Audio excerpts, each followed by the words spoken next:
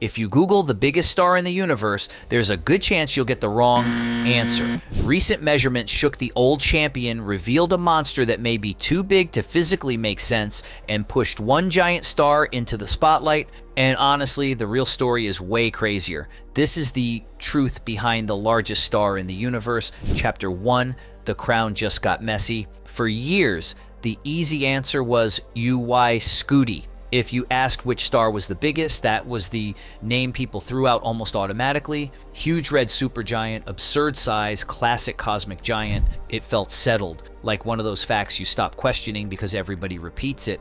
Then the numbers started moving. That's what makes this story so good. The biggest star in the universe is not just some giant object sitting out there waiting for us to measure it once and move on.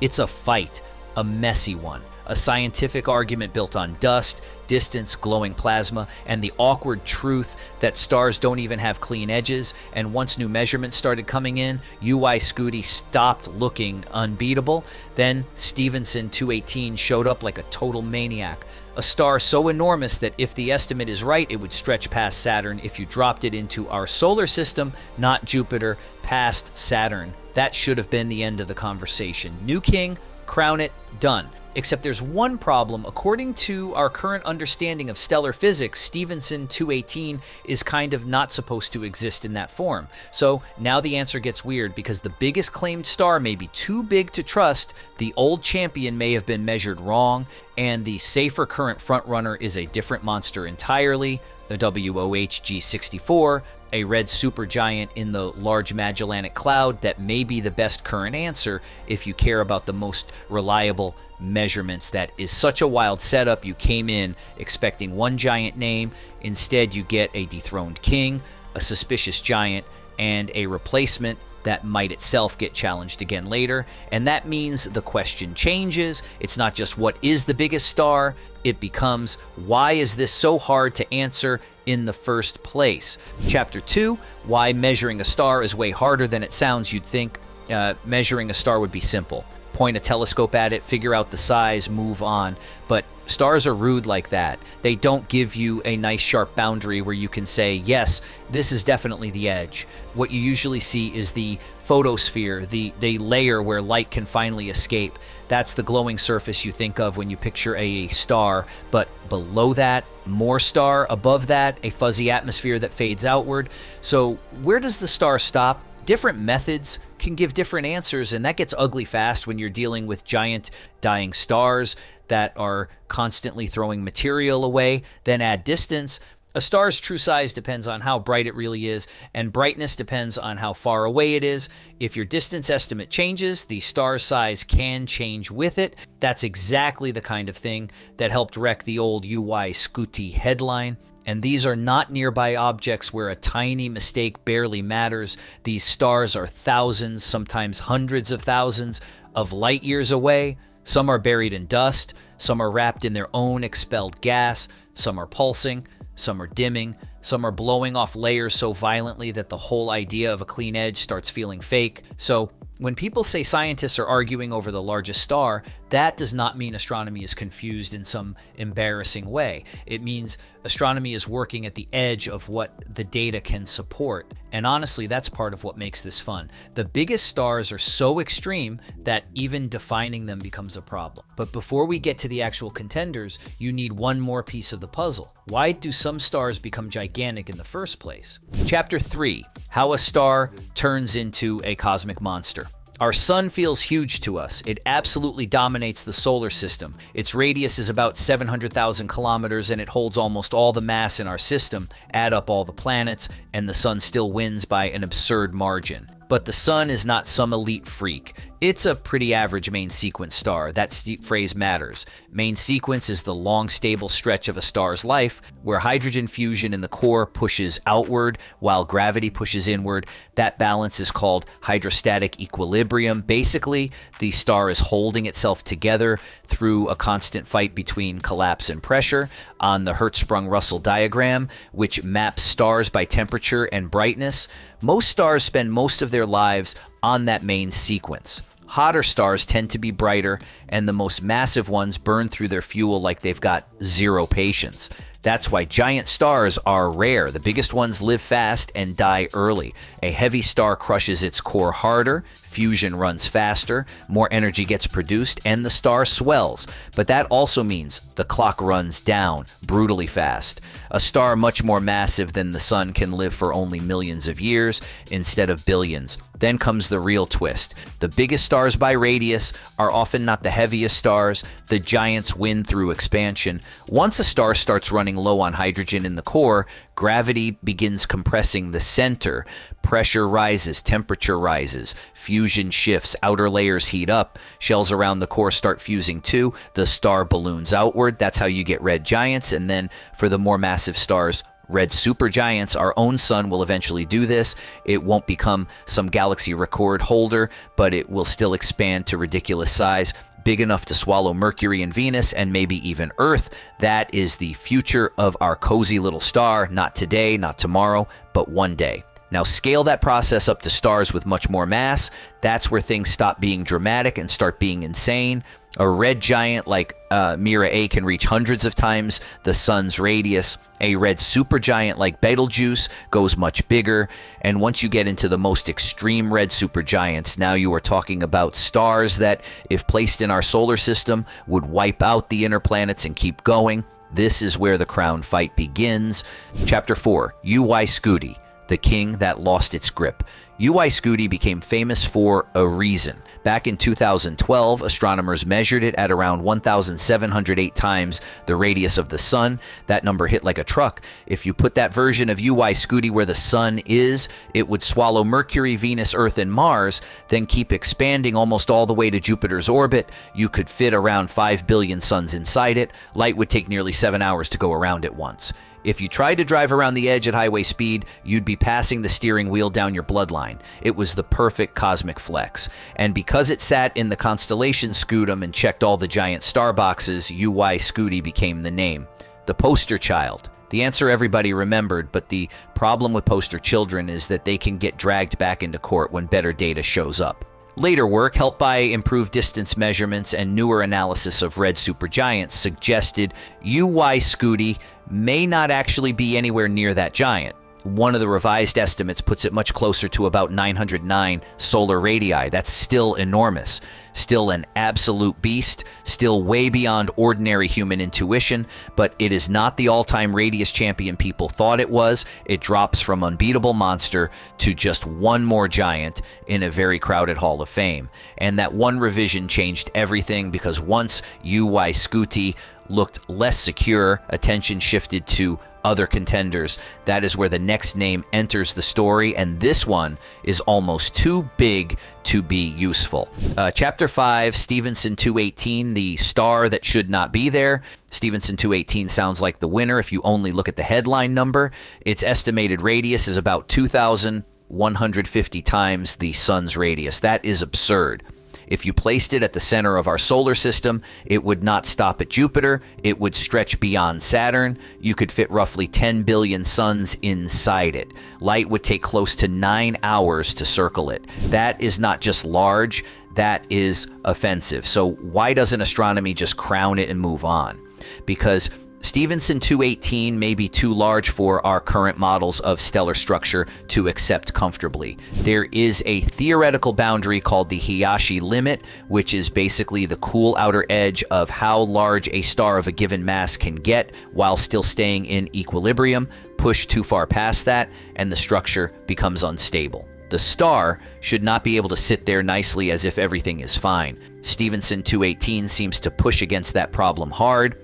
In some tellings, it blows past what the theory should allow. Its estimated temperature is also part of the tension, because if the size and temperature are both right, then the physics starts looking seriously uncomfortable. So now you've got two possibilities, and both are huge. Either Stephenson 218 really is that giant, which means our understanding of these extreme stars is missing something important, or the measurements are off, probably because the object is far away, dusty, and difficult to model cleanly. And here's the part that really matters. This is not some random technical footnote. This uncertainty is the whole reason the largest star question is still alive. Stephenson 218 is like that player who puts up impossible numbers, but the refs are still reviewing the footage, which means if you want the boldest possible answer, you might say Stephenson 218, but if you want the safest current answer based on the source pack you gave me, the better name is different.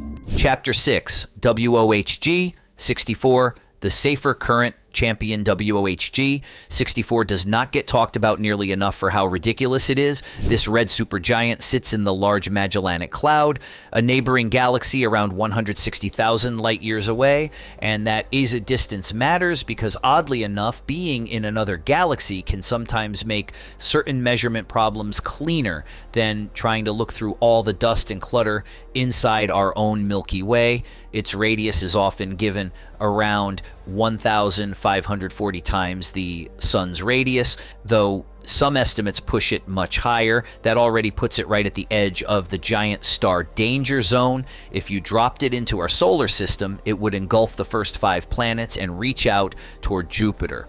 And WOH G64 is not just sitting there looking round and tidy. It is wrapped in a huge cloud of dust and gas thrown off by powerful stellar winds. One source in your pack describes a donut-shaped cloud with a mass of about 9 suns stretching across roughly a light year. So this thing is not merely large. It is actively shedding itself into space. That is the energy of a star coming apart in slow motion. Recent work suggests WOH G64 may even be transitioning away from the red supergiant phase and toward yellow hypergiant status. In plain language, it may be entering an even more unstable stage, dimming, changing, and burying itself in the mess it has expelled. That makes WOH G64 feel like the best current answer for the largest star title if you want a candidate with strong support that does not immediately break the rules as hard as Stephenson 218 seems to, but even that answer comes with an asterisk. Because the farther we push toward these giant, swollen, dying stars, the more we run into the same problem over and over again. Their surfaces are messy, their atmospheres are fuzzy, their distances matter, their measurements shift, their titles are temporary. So maybe the better question is not who wins forever. Maybe it is what kind of star even gets this large at all, and how close can nature get to the breaking point. Chapter 7. The universe has more than one kind of champion. This is where the story gets even better, because largest by radius is only one kind of victory. Take R Doradus. It is nowhere near the largest star in the universe, but it is huge in our sky. One of the sources in your pack describes it as the largest star in the night sky after the sun by apparent size, and in 2024, astronomers managed to observe its surface in detail. What they saw was incredible. Giant boiling bubbles on the surface with a radius around 300 times the sun's. Imagine a star so swollen that individual convective bubbles can be as large as our entire sun. Then there is R13601, which does not win the radius crown, but honestly feels unfair anyway. Its radius is only a little over 40 times the sun's, which sounds almost humble by giant star standards. But its mass is close to 200 suns in one source and even higher in another estimate. It is one of the heaviest, brightest, and hottest stars we know. It is blasting mass away through stellar winds at thousands of kilometers per second and pouring out energy at a level that makes the sun look like a candle somebody forgot to light properly. Then you've got WR102, which takes the whole conversation and throws it into a furnace. Tiny compared to the giant radius monsters, but with a surface temperature around 200,000 Kelvin. That is the kind of heat that makes ordinary stellar language stop feeling useful. And that's the trick with stars. Biggest does not mean heaviest. Heaviest does not mean widest. Brightest does not mean hottest. Hottest does not mean most massive. The universe is not built around one scoreboard. It has category. And once you realize that, the largest star story becomes more interesting, not less. Because now the giant radius title is part of a bigger cosmic pattern. Different stars push different limits, and the extremes are all unstable in their own special ways, which brings us to the future, because this argument is not over, not even close.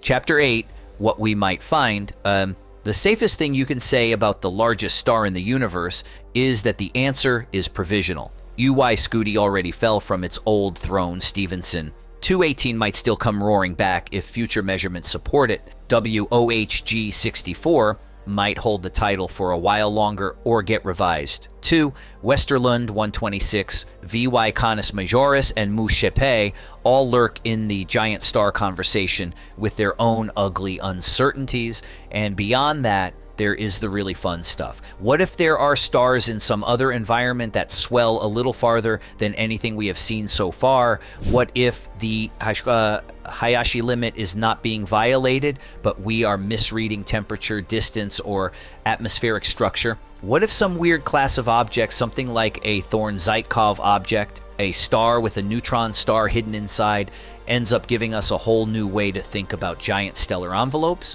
What if future telescopes push deep enough into dusty regions in nearby galaxies that today's record book starts looking embarrassingly incomplete? That does not mean every speculative star idea is about to become the new champion. Some are still very uncertain, some may stay theoretical for a long time, but the point is the biggest star question is not closed because the universe keeps handing us bigger, messier, stranger candidates. And every one of these stars is living on borrowed time. These giants forge heavy elements in their cores: carbon, oxygen, iron, the stuff that ends up in planets, oceans, rocks, bodies, blood. Then they die in supernova explosions and throw that material back into space. So when you look at the biggest stars, you are not just looking at oversized cosmic freaks. You are looking at factories that help make the raw ingredients for future worlds. That is why this matters. Not because we need a cosmic Guinness record, because the biggest stars sit right at the boundary between structure and collapse, between order and violence, between the star that exists now and the explosion that will erase it. So what is the largest star in the universe?